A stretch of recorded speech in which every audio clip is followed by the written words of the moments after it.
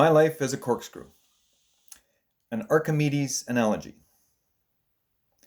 Writing fiction, it has been observed, is the creation of interlocking components in a complex machine.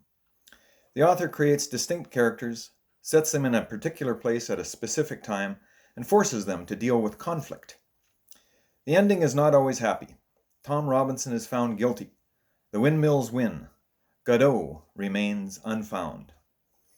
Even so, if we do our jobs, our readers witness the main character endure and in some way grow. Maybe we can do something similar in our lives, even if we never catch 22. We grow, or are at least given the hope that we can grow as humans in a rotten world, and be like Salinger's Laughing Man. Even if the Dufarges seem to defeat him, 4 bullets. He never quits, striving to overcome their tyranny. It's in his refusal to fall that readers and authors alike may grow. Through the character's valor, just by holding a book and reading. There you go, yet another definition of writing. While I'm on the topic, how about a definition of a writer? This one is simpler. A writer is like a corkscrew. Yes, she is. They are. We are. We are all corkscrews.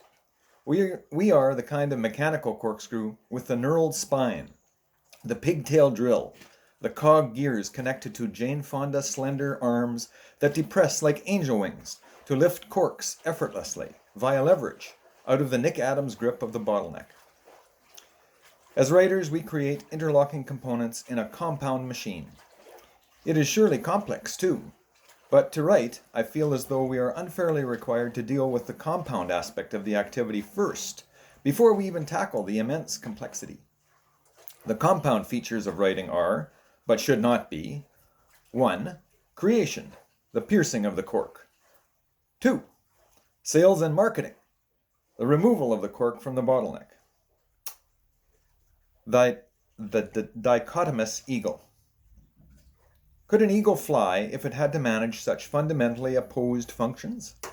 Could it step off of that towering western red cedar treetop perch so casually if it had to make the feathers, test them, redo them several dozen times, perhaps hundreds of times for the really big Ulysses tail feathers, and send them out for other experienced, skilled, and influential eagles who would maybe give them a quick beta flight? Yes, it could, and it does. But could that most free of all birds achieve lift from its widespread foils if it first had to invent the theory of lift? That would be asking too much. And what if an eagle, let's call her Amelia, having perfected all the physical, mechanical, and theoretical aspects of flight, found herself in an age of absolute and unwavering love for, and only for, dragonfly flight? Imagine the reviews. Though well-conceived and iconic in its own way, the powerful, but noisy, flight of Amelia the eagle is nothing if not un-Aeschynidae in its nature. Long sweeping flaps are substituted for the rapid, deft, and adroit beating that we have come to love. Amelia's wings are not delicate, transparent, glinting, silvery, and perfect in their quadratic eloquence, but rather drab, lace-infested, and stabbed through with a multitude of vulgar quills. We can no more recommend this ponderous, swooshing battle with gravity than we could give up our regular fare of flitting, darting, joyous airborne mastery. No, like other unwelcome interlopers, the scarab fluttering of beetles, the whining drone of man-made helicopters, the failing origami plummet of a doomed paper airplane. We shall oppose these pretenders to the dragonfly's throne so long as there is wind under our critics' wings, etc. The rack, the pinion, and the wardrobe. So yeah, it's a tough biz. But back to the corkscrew. It accomplishes in one harmonic moment of mechanical climax the dual tasks of cork penetration and simultaneous elevation of the lever arms, loading them for their downward extractionary plunge. Sexy stuff, eh? It completes in one movement the duality that lies at the core of its being, its double-winged purpose.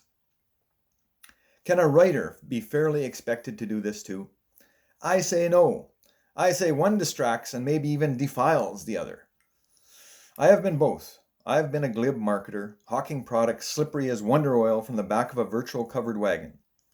I'm also a writer, concerned with so many other things that the thought of target markets, segmentation, getting the book launched in fall, and Oprah goddamn Winfrey do not even appear in my search history. The plurality I seek?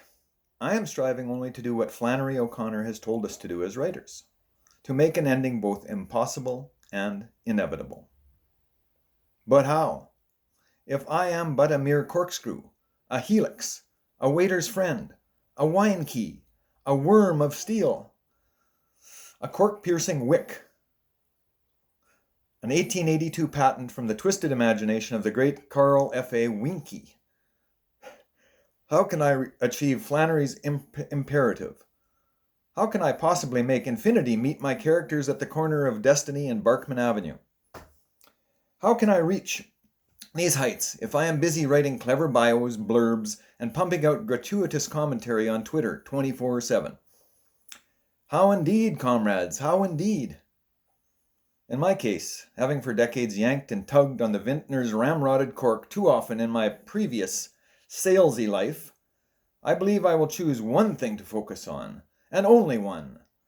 By the way, oh my God, I am loving this salacious metaphoric abuse of marketing. So appropriate, may I add. I will shun the invitation to master the compound nature of writing. I will disavow the dilemma of being both a good teller of stories and also a successful seller of stories. I will pierce the cork with my words, my beginnings, my middles, and my ends, and hope that somehow, magically, like shaken champagne, the cork will self-extract. Or perhaps a wandering freelance sommelier will see my plight and become the yin to my yang, will say to me in a Gallic slur, "You, my friend, are no more la mèche de tire-bouchon than I am a Bud Light drinker. No, you must let me fuss with the vile cork while you, my brother of the eagle's quill, you do the writerly shit." Or words to that effect. I'm distracted, having now to attend to one of my growing crop of grant applications, planted behind the house in the garden of hopes and dreams, and fertilized with, writerly shit. Thanks.